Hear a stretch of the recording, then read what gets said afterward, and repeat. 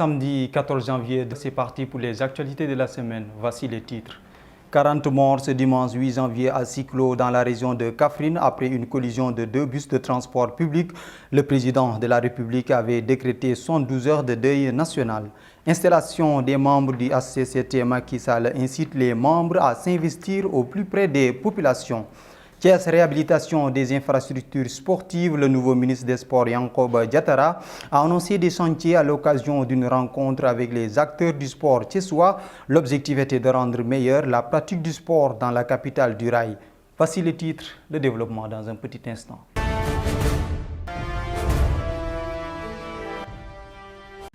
Mesdames et messieurs, bonsoir et bienvenue dans cette édition. C'est l'heure des actus de la semaine. Nous démarrons par le drame meurtrier qui s'est produit à Siklo dans les périphéries de Kaffrine. Un accident de circulation s'est produit ce dimanche 8 janvier 2023.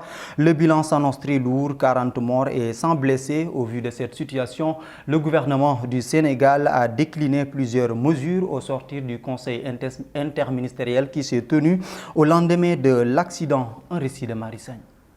D'un bilan de 40 morts et 100 blessés sont les chiffres de l'accident qui a eu lieu le dimanche 8 janvier 2023. Une collision entre deux bus de transport public, l'un venant de Dakar, l'autre de Kaffrine. L'accident s'est produit à 6 km, à 7 km de Kaffrine. En raison du bilan de blessés et de morts, l'hôpital régional de Kaffrine estimé incapable de prendre tous les blessés en charge. Des évacuations vers l'hôpital de Kaolack ont été faites pour secourir le reste des blessés. Le bilan s'accroît de plus en plus malgré l'intervention des médecins. Le chef de l'État Macky Sall se rendit au lieu accompagné du Premier ministre Amadou Ba. Cette tragédie avait poussé le président Macky Sall à débloquer une enveloppe de 200 millions sous forme de soutien aux victimes. Ainsi, 3 jours de deuil national ont été décrétés par le chef de l'État. D'ailleurs, le lundi 9 janvier 2023, un conseil interministériel a été tenu. 22 mesures ont été conclues à ce jour, visant à lutter plus efficacement contre les accidents de la route. Toutefois, selon les informations, ce dernier restera le plus terrible accident de la route de l'histoire du Sénégal. Le chef de l'État a procédé ce samedi 7 janvier 2023 au Centre international de conférence Abdou Diouf de Diamniadio à l'installation des membres du Haut Conseiller des collectivités territoriales en insistant sur l'importance de cette deuxième mandature. Le président Macky Sall a exhorté les hauts conseillers à écouter davantage les pulsions des terroirs conformément à la politique d'inclusion et d'équité territoriale. Propos requis Gustave Emmanuel Faye. Nous avons jeté les bases d'une grande réforme qui va s'inscrire dans la durée.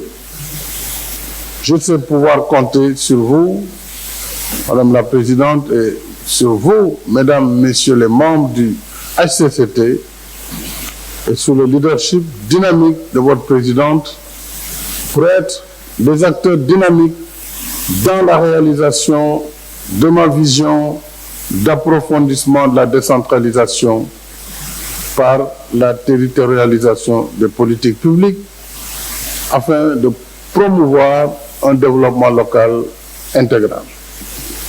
C'est dans ce cadre que j'ai institué le 10 octobre comme journée nationale de la décentralisation. Pour remettre chaque année au cœur de l'agenda national les préoccupations des élus à travers ces derniers, les préoccupations des populations. Dans le même esprit, nous avons tenu le 28 décembre dernier un conseil présidentiel de développement territorialisé à Tambacounda. Ce conseil présidentiel de développement territorialisé a permis de recueillir les avis des acteurs territoriaux sur le sens qu'ils voudraient donner à leur aménagement, à l'aménagement de leur territoire. 100 francs de plus dans les prix du gasoil et du supercarburant, une mesure qui est entrée en vigueur ce samedi 7 janvier 2023. Cependant, les automobilistes et chauffeurs de taxi Jakarta Thiessois déplorent cette hausse qu'ils qualifient comme un cadeau défavorable de début d'année 2023 que le gouvernement du Sénégal offre le secteur du transport. Les explications au micro de Demba Diaw. Lu daan jar 700. Auparavant, le litre c'était 700 francs, mais actuel il est passé à 1000 francs. Les clients refusent catégoriquement l'augmentation du tarif.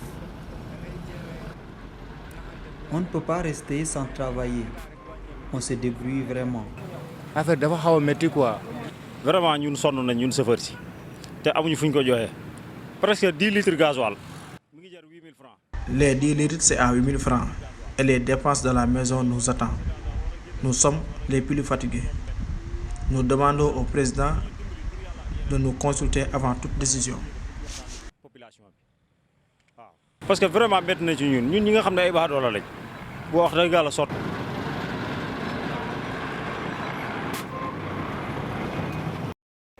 Toujours dans la capitale du rail, des habitants de Keur Dago ont fait face à la presse pour dénoncer des agissements illégaux de la SNHLM.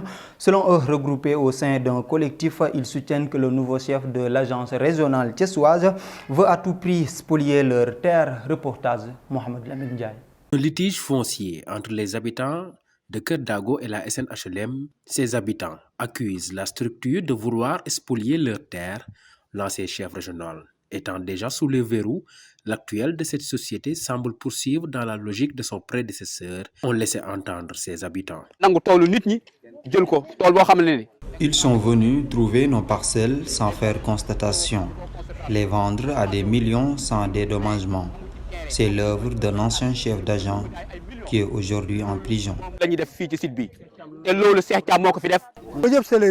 le chef d'agent de la SNHLM. C'est un voleur, je vous dis.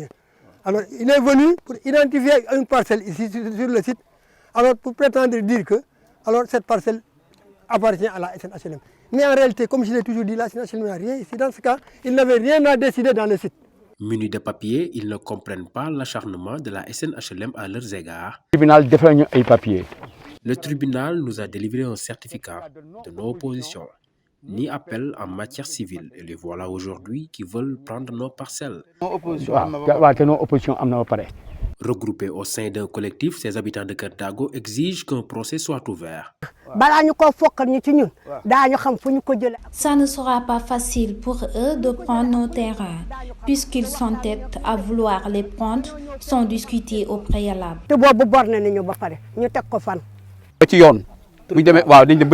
Qu'on aille devant la loi, qu'on sache finalement à qui appartiennent ces terrains, à la SNHLM ou à nous.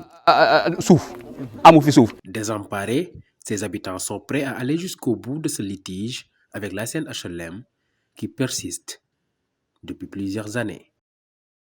Je vous le disais dans les titres, ce lundi 9 janvier 2023, la région de Thiès a reçu le ministre du département des Sports, Yankoba Diatara.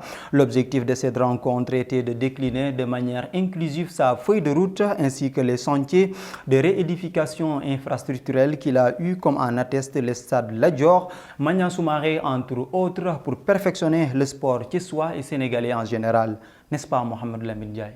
Le ministre des Sports, Yankoba Diatara, a rencontré les acteurs du sport thiessois. Le but de cette rencontre était de décliner sa feuille de route de manière inclusive auprès de ces derniers. Chers acteurs du mouvement sportif thiessois, je dois vous rappeler que j'ai initié cette rencontre pour que nous puissions échanger en toute objectivité, de manière inclusive, tout en prenant en compte les réelles potentialités en matière de sport de la région de Thiès. Ce brainstorming devra, je le souhaite, constituer le socle pour une production commune d'un plan stratégique de développement du sport thiessois. En effet, ces projets consistent en la réhabilitation des stades Lat Dior et Magnan Soumaré, entre autres, pour booster le sport thiessois et du Sénégal en général. Je vous annonce ici que les travaux de finition, donc des travaux de réhabilitation tant attendus du stade Magnan Soumaré, seront effectués dans les meilleurs délais. Je vous annonce ici que le stade Lat Dior, cet centre de Lyon, qui a vu nos Gaïndés s'est qualifié pour aller ramener la Coupe d'Afrique, va poursuivre sa mue avec l'érection de tribunes circulaires tout autour du terrain. La piste d'athlétisme, avec un tartan de dernière génération, donc répondant aux normes des standards internationaux, sera rénovée. Le gazon sera renouvelé et traité. Les espaces annexes seront aménagés pour édifier des terrains pour les autres disciplines. Pour rappel, le ministre des Sports Yankoba Diattara avait annoncé mercredi 7 décembre 2022 un programme d'urgence de construction de stades fonctionnels dans 26 départements au Sénégal. C'est cet élément qui met fin à cette édition. Merci à l'équipe de la rédaction, merci à l'équipe technique. Mesdames, Messieurs, merci de l'avoir suivi. Excellent week-end à vous.